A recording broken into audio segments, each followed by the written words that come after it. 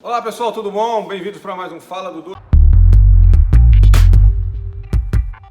A gente vai continuar hoje a nossa conversa sobre instituições de desenvolvimento de longo prazo. Como eu coloquei aqui algumas outras vezes, mais relevante do que entender por que o PIB num ano cresceu mais ou cresceu menos, ou num trimestre deu negativo e no outro deu positivo, é entender por que ao longo de 30 anos, de 40 anos, olha para a Coreia, ela gosta de usar sempre o exemplo da Coreia, 1960 era um país pobre, e hoje é um país rico, desenvolvido, assim, uma mudança brutal no nível de renda. O que gera esse tipo de arrancada? Por que alguns países são tão ricos e outros são tão pobres? Quando você olha, a gente não tem tanto dado, mas a gente tem algum dado para, sei lá, 150 anos atrás, algum dado mais ou menos confiável de PIB per capita do projeto do Angus Maddison, a gente vê que as desigualdades de renda entre os países eram menores. Então, no começo do século XIX, sei lá, um país como os Estados Unidos ia ser mais ou menos 2 vezes mais rico que o Brasil apenas. Hoje é 5 vezes mais rico. Então, e essas disparidades todas cresceram. O que gerou isso daí? Né? Então tem obviamente a ver com a Revolução Industrial, a primeira ali no 1700 e blá blá,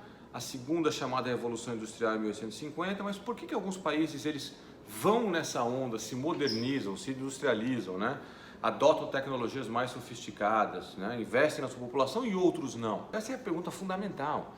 Essa é a pergunta que mais tempo a gente deveria estar dedicando, né, a entender, a compreender de uma maneira mais completa. É difícil responder, tá? Então não vou iludir ninguém. A gente não tem nenhuma resposta fácil para isso daí. As instituições do país têm que ter uma boa qualidade. O que significa isso daí?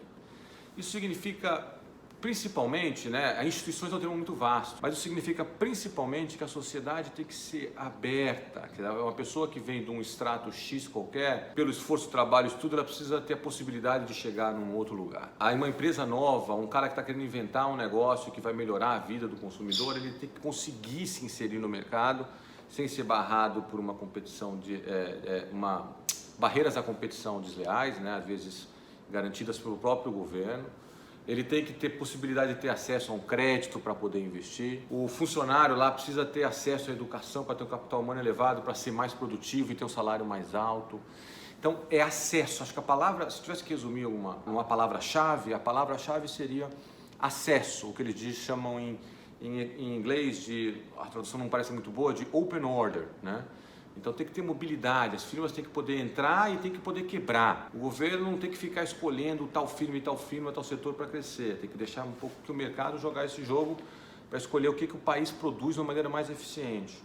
O governo tem que promover uma melhora na qualidade e na expansão da educação global. A saúde também faz parte do papel do governo, principalmente as pessoas mais desassistidas. Isso tudo gera maior acesso a conhecimento, acesso a uma possibilidade de uma vida melhor, acesso a uma saúde de maior qualidade que vai te permitir, por outro lado, vai te permitir aprender com mais facilidade. Então, acesso seria a palavra-chave. Um pilar fundamental da coisa do acesso são instituições democráticas.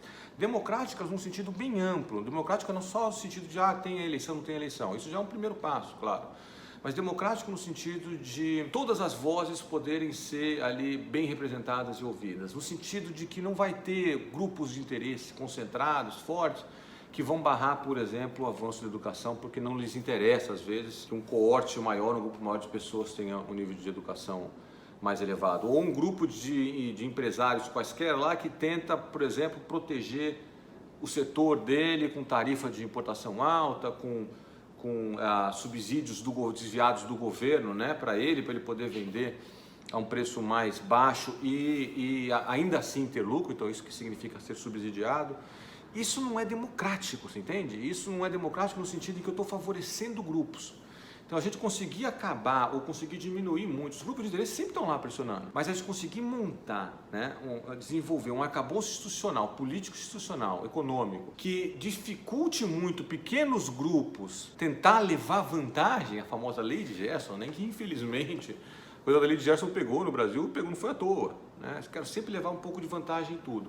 As pessoas que têm mais conexão conseguem às vezes meio que empurrar a lei para um lado, para o outro, a tarifa de importação, a política pública para financiar aí uma grande empresa produtora de não sei o quê, e isso em detrimento da sociedade. Quando isso acontece, eu digo que a gente não tem instituições verdadeiramente ou plenamente democráticas. E esse é um problema, por exemplo, através de toda a América Latina, né?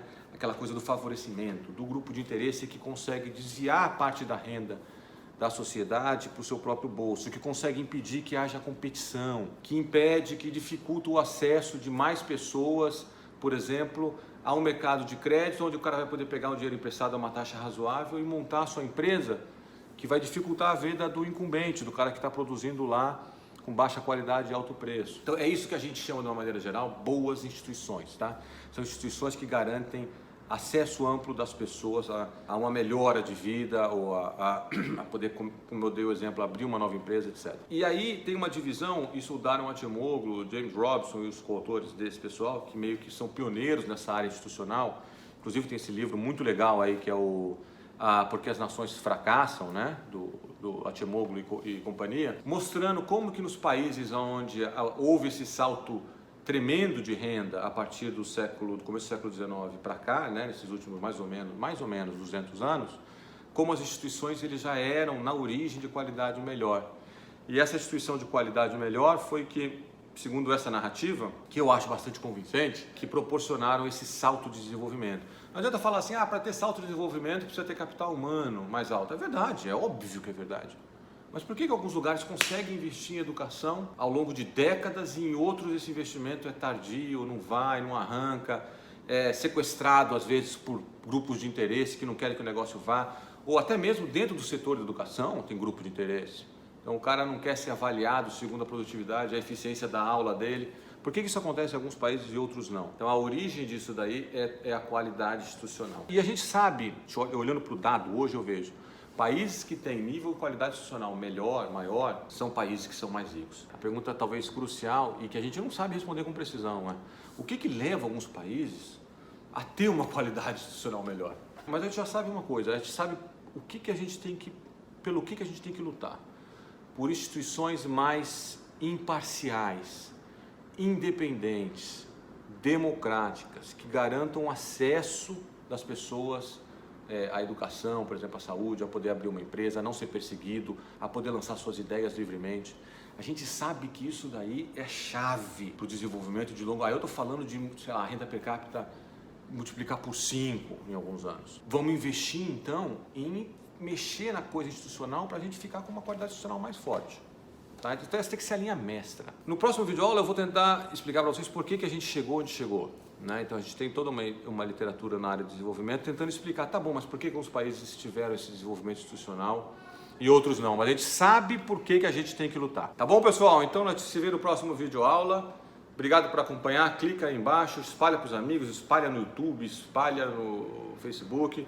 E nós estamos aqui para responder as perguntas de vocês. Essa conversa sobre instituições, por exemplo, foi motivada por questões que as pessoas que acompanham o porquê mandaram pra gente, tá bom? Até a próxima semana, valeu!